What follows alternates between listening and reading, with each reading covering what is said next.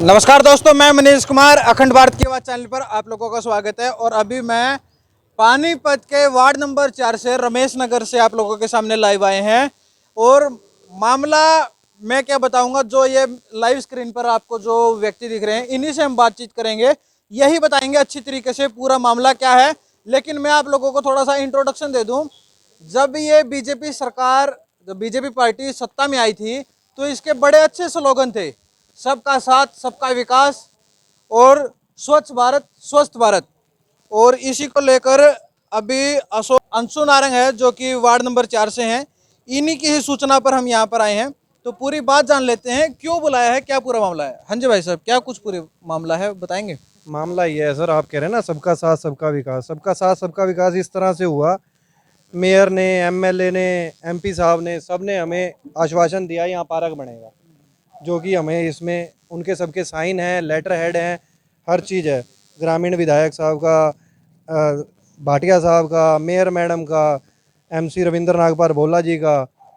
जो ये जगह है ये खाली पड़ी थी बहुत टाइम से, इस पे उन्होंने पार्क बनाने की बात कह के हमारे वोट तो ले लिए, काम कुछ किया नहीं। सबका साथ सबका विकास यहाँ दिखा जब एक ही जगह पे 3 टेंडर लगा के 3 जगह को मालामाल कर दिया। 3 ठेकेदार कमा के जा चुके हैं। पहला जो पार्क का था 23 लाख रुपए का टेंडर लग चुका है, वर्क ऑर्डर कंप्लीट हो चुका है, वर्क टेंडर लग के सब कुछ हो गया। पार्क ना तो हमारे बच्चे खेले किसी के, ना कुछ। उसके बाद यहाँ पे टेंडर लगता है जी कम्युनिटी सेंटर का, जो कि विधायक साहब के पास हम गए थे, उन्होंने कहा मैं टेंडर लगवा देता हूँ। वो टेंडर लग गया। उसके बाद अब ये तीसरे आए हैं जी, ये कह रहे हैं हम स्कूल बनाएंगे जी। अब हमें ये नहीं पता कि यहाँ बच्चे पढ़ेंगे, यहाँ शादियाँ होंगी, या यहाँ पार्क बनेगा। अच्छा ये बताओ, यहाँ पर अभी जो ये कंस्ट्रक्शन हो रही है, इससे पहले यहाँ पे क्या था। इससे पहले यहाँ कागजों में तो पार्क ही था सर।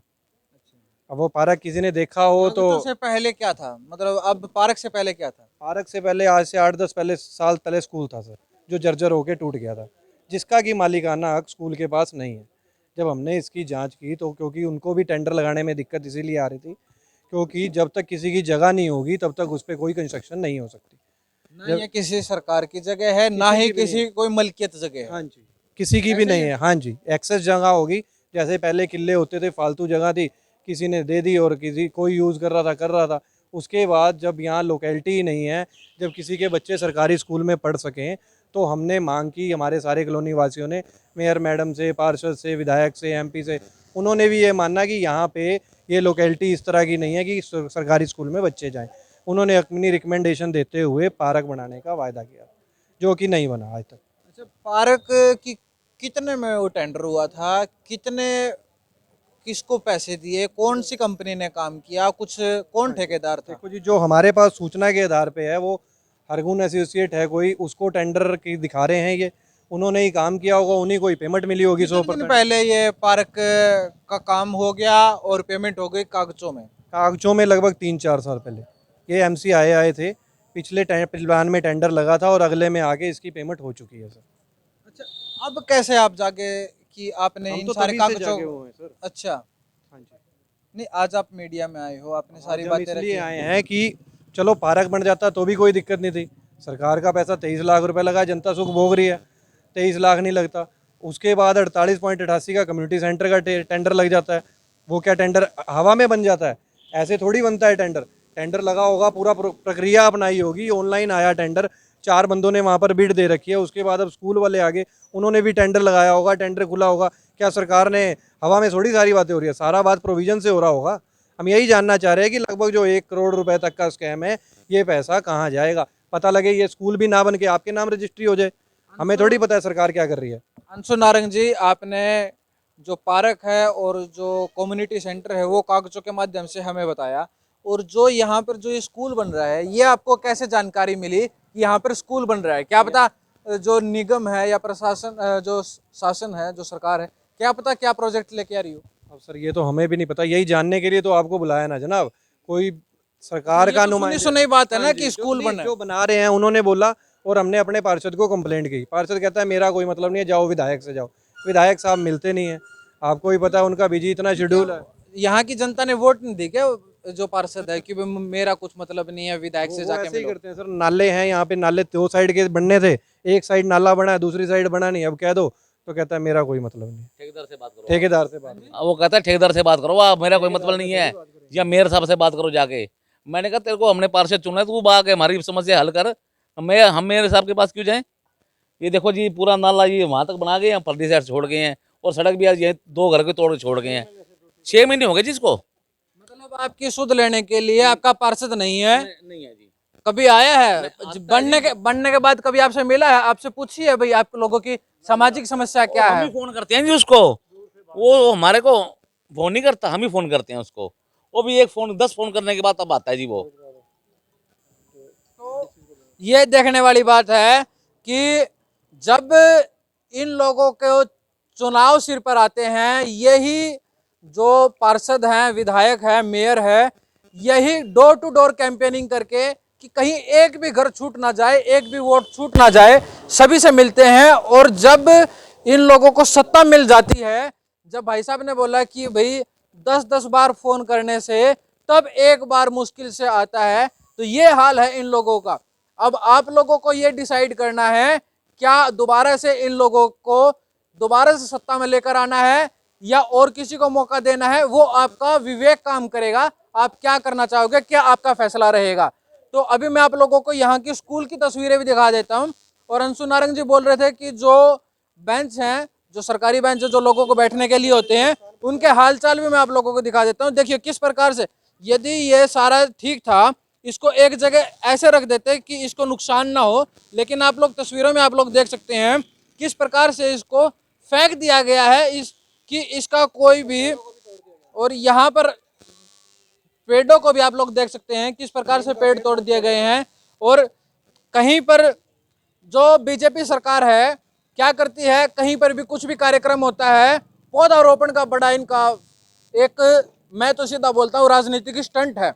पौधारोपण करेंगे, 2 पौधे लगाएंगे, फोटो खिंचवाएंगे, अखबारों में और मीडिया में छाएंगे, और फिर उन पेड़ पौधों का इस तरीके से हाल होगा। आप लोग देख सकते हैं किस प्रकार से यहाँ पर जो नगर निगम पानीपत के जो बेंचेज हैं, ये किस प्रकार से पड़े हुए हैं, इनका कोई भी वारिस नहीं है।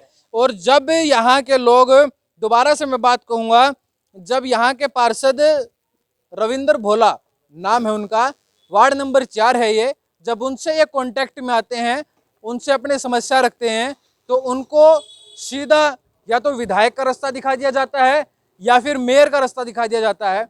तो मैं अपने चैनल के माध्यम से मेयर साहिबा से और विधायक जो शहरी विधायक है प्रमोद विज, उनसे भी मैं पूछना चाहूँगा, इन लोगों की सूद कौन लेगा।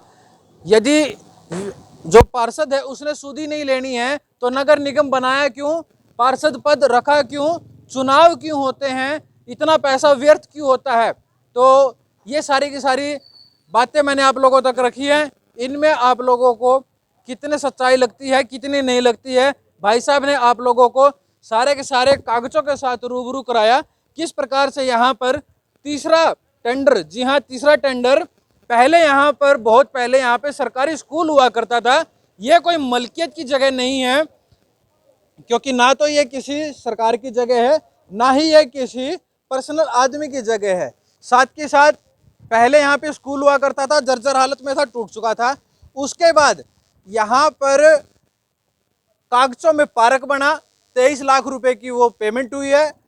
ठेकेदार का नाम मैं एक बार दोबारा से जान लेता हूँ, क्या कुछ नाम है कंपनी का ठेकेदार? वो अभी आ रहा है सर, इसमें इसके हिसाब से हरगुन एसोसिएट आ रहा है। अब उसने उसको हाँ जी, अब उसने किसी को सबलेट कर दिया, क्या किया, या निगम ने क्या धांधली करके उसको दिया या किसी और को दिया, हमें नहीं पता। हमारे पास कागजों में उसी का नाम है। तो ये देखने वाली बात है। और उसके बाद यहाँ पर एक कम्युनिटी सेंटर बनाया जाता है, उसका टेंडर लगाया जाता है, लेकिन उसी के बाद इन लोगों ने जांच पड़ताल की यहाँ पर बनेगा क्या, क्योंकि कम्युनिटी सेंटर की बात हुई थी, लेकिन कम्युनिटी सेंटर भी नहीं बना। तो वैसे पार्कों के लिए भी इन्होंने धक्के खूब खाए हैं। कभी जो करनाल के जो सांसद, करनाल लोकसभा से जो सांसद हैं संजय भाटिया, उनके पास भी खूब गए, उसके बाद विधायक जी के पास भी गए, मेयर साहिबा हैं उनके पास भी गए, लेकिन सफलता कहीं नहीं मिली। कागजों में जरूर बन गया इन, और मीडिया में खूब छाए हैं, अखबारों के माध्यम से खूब इन्होंने अपना नाम कमाया है कि कम्युनिटी सेंटर बन रहा है, कि यहाँ पर कम्युनिटी सेंटर बन रहा है, यहाँ पे पार्क बन रहा है। इस प्रकार की खबरें भी खूब आई जब यहाँ पर वो यहाँ पर आकर अपने चुनाव के दौरान ये बातें रखी गई। तो इस पर आप लोग की क्या राय है, आप कमेंट बॉक्स में जरूर अपना कमेंट में अपनी राय जरूर लिखिएगा और इस वीडियो को ज़्यादा से ज़्यादा शेयर कीजिएगा ताकि प्रशासन की आंख जल्दी से जल्दी खुले। और इस चीज़ पर प्रशासन वैसे तो जानबूझ के अपनी आंख मीच के रखता है, ये मैं नहीं कह रहा हूँ, ये सारे के सारा जो समय होता है, जो पब्लिक होती है वो कहती है।